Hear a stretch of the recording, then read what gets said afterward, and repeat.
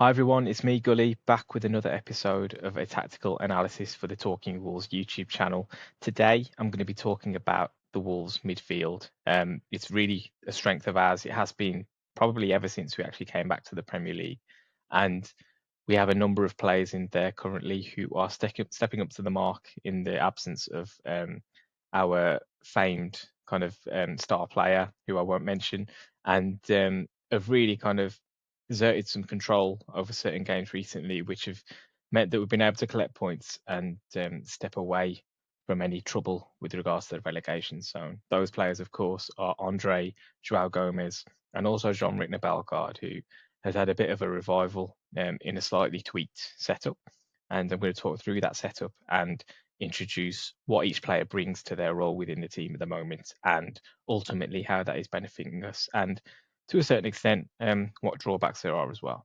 So just wanted to really get into the detail of how they're actually interacting with each other. And most will have seen, I think, and noticed that it is very much more of a midfield three setup compared to the double pivot that we've had when we play a 3-4-3, which allows Cunha, when we play with the double pivot, to have a bit of freedom, get on the ball, and join in deep. We obviously haven't got him available to us at this moment in time. So Jean-Rittner Bellegarde coming in as more of a midfield player than a forward.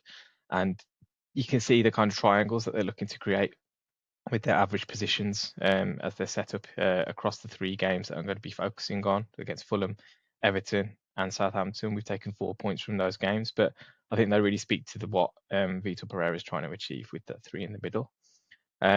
You can see an example here from the Everton game, which, in terms of how we're looking to build play, the general kind of idea of where these guys are sitting. So Andre at the base, Joao Gomes to the right and slightly advanced, and then Jean-Rittner Bellegarde taking up the kind of positions you often saw Cunha in, but without necessarily having that kind of gravitational pull of defenders and getting on the ball as often as possible. But um, there's some really nice kind of examples coming up as to what each player brings to those roles. You can see Andre to begin with, touch map here for each of those three games. And I think he's probably had the best spell he's had during his Wolves career in those last three, getting on the ball plenty. He's really that kind of first point of attack in terms of the defense, using him as the base for starting attacks. Other than maybe, and if he is occupied, Agbadu has that kind of responsibility as well. But he's definitely getting on the ball as often as possible in those central areas and covering quite a width of the pitch. He's left alone in there quite a bit, which I'll highlight slightly later. You've got Joao Gomez here. He's a little bit more all action, trying to cover as much ground as possible. He's very much one of those players you don't want to keep on a leash, because I think his game is really impacted when you try and discipline him a little bit more. He's not the best, I think, at reading the game and trying to kind of snuff out danger in the way Andre does. But in terms of getting on the front foot, pressing, joining up with people, combining, he has the ability to impact the final third a little bit more than Andre. And that's why I think it's really useful having him able to get about the pitch, getting on the ball.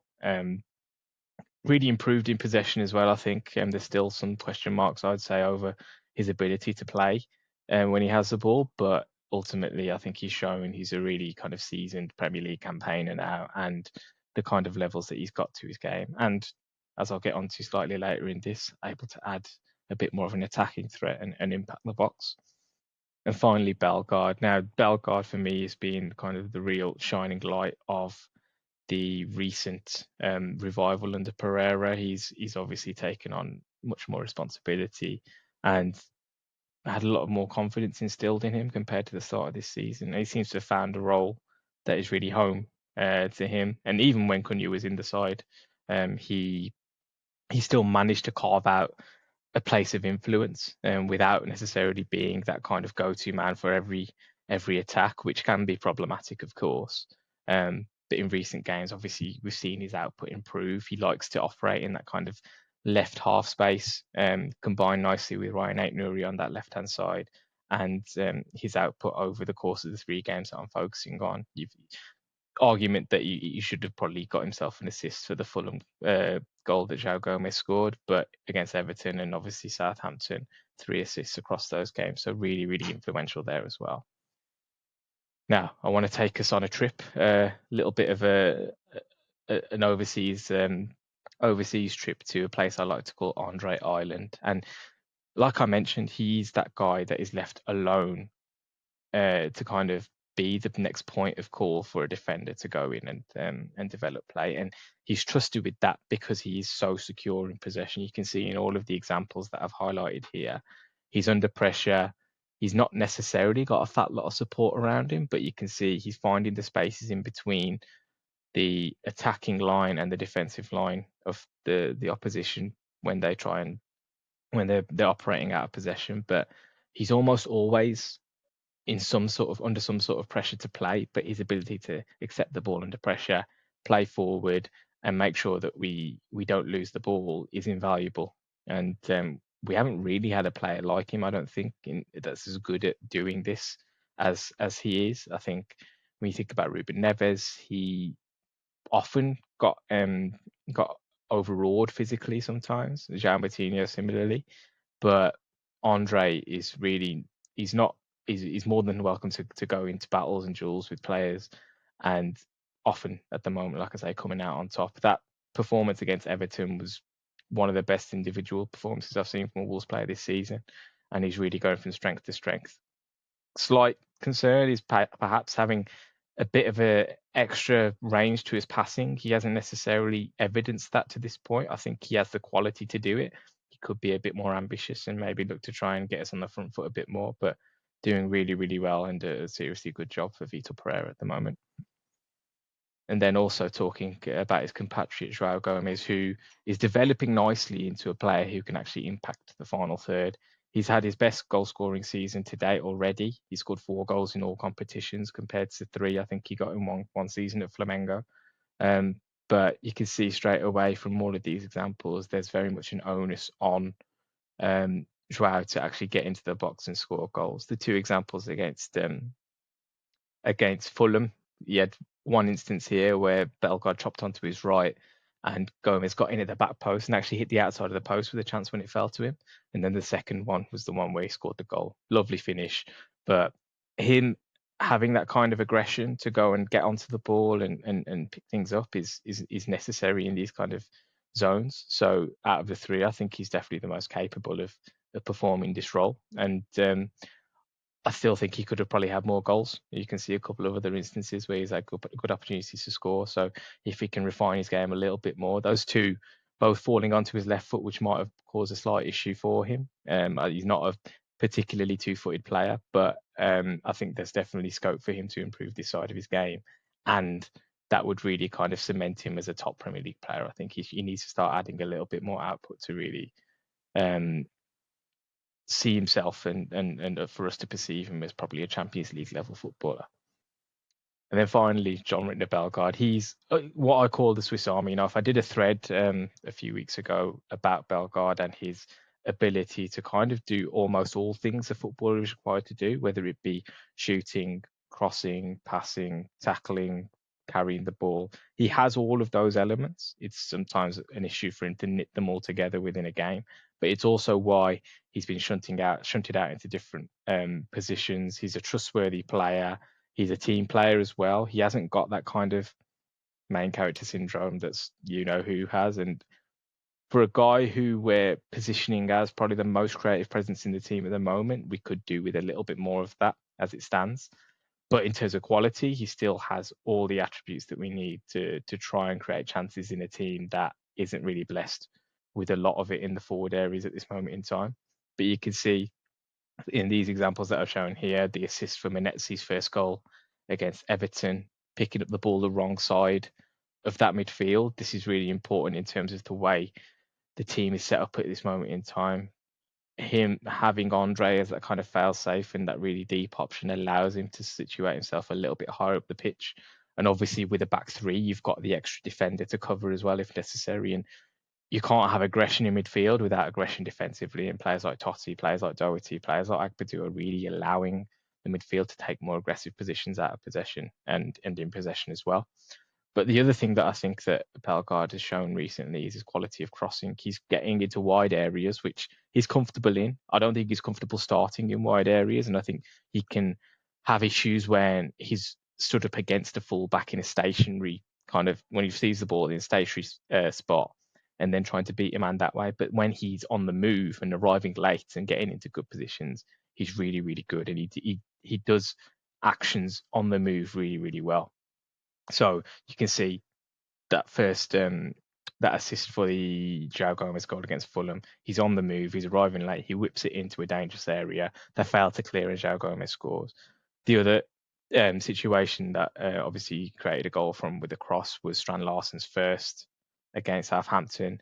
That was slightly more about this quality of technique, and he's obviously given the time. He spotted the kind of vacancy of the penalty area, and it's very similar to the goal that Strand Larsen scored against Bournemouth earlier in the season. So that's that little bit of synergy that Strand Larsen spoke about on the Unpacked podcast with Dave Edwards, where he understands what kind of cross is going to come in, and Bellegarde is able to consistently deliver a good cross into that space. So really, really pleased with the way Bellegarde's kind of recovered his Wolves career, and I think he'll continue to operate in a productive way until perhaps Mateus Cunha comes back into the side. But we'll see how that plays out. So what does it all mean? I guess there's pros and cons to having to kind of set up in this way, and obviously taking a forward in inverted commas out of the team means you are a little bit lacking in real kind of cutthroat incision in the final third. My other issue with that is that the second forward in inverted commas again is Marshall Monetzi, who isn't really likely to create anything. He might get on the end of stuff, as we've shown against Everton, but in terms of his ability to get on the ball, carry the ball, all that sort of stuff, it's not really lacking. So I guess he is a target in the penalty area more than anything. And perhaps that's why getting Bellegarde into these crossing positions is really more important. Getting Joao Gomes crashing the box as well. Bodies in the box for crosses is necessary, generally speaking. So we've had a little bit of joy off the back of that. But in terms of goals from midfield, we have improved in that area compared to when Gary O'Neill was in charge versus now. You can see Joao Gomes improving his output, Jean-Marie Bellegarde getting involved as well, Monetzi getting on the score sheet, obviously, in recent weeks. But the data here that I've outlined, which is some of the positives about this, pass completion, we're much more secure in possession. I think the kind of turning point in terms of this system was the Liverpool away game, where at halftime, Sarabia and Gonzalo Guedes, who'd had terrible first halves in that game, both came off. Monetzi and Bellegarde came on, and we kind of went to this little bit more kind of setup where we tried to get more control. We have a little bit more out of possession as well, players covering ground, all that sort of stuff. And it's set us up to kind of get points in these games, despite not being particularly attacking. We've been able to control games, look a lot more solid defensively as well. The only game where we did lose in the league on this occasion was the one where Emmanuel Agbadu wasn't available, and that really was a kind of precursor to us conceding those goals. Santi Bueno really struggled against Rodrigo Muniz. It was obviously against Fulham. But if Agbadu had played that game, I think it would have gone quite differently, personally. But obviously, talking about the kind of pros of this midfield setup, we're playing a lot shorter, much more in the last few games than we have over the course of this season. Winning free kicks is one thing that Jean-Marie Bellegarde is almost elite at, in terms of looking after the ball. If he is in a situation where he's stuck, he's good at drawing fouls from players as well. We're playing more progressive passes with a little bit more kind of security and quality, and getting into the final third. But we are lacking a little bit, like I say, in the final third in terms of creating goal scoring opportunities and also taking them. So that XG and XG per shot is probably not where we want it to be at this moment in time. And we have to find a way of trying to get a little bit more out of the players on the pitch in terms of quality of chances. My argument would still be that Marshall Monetzi isn't necessarily doing the job we need him to as a second striker almost. And we have capable forwards who can do a little bit more in terms of off-ball running, in terms of receiving the ball to feet, being able to beat a man, etc., and finding incisive passes. So that's my personal gripe with it at this moment. But I think Vitor Pereira has obviously come up with a solution that is working for us. It's picking us up points and keeping us secure within the league, and we can't really ask for much more than that at this moment in time.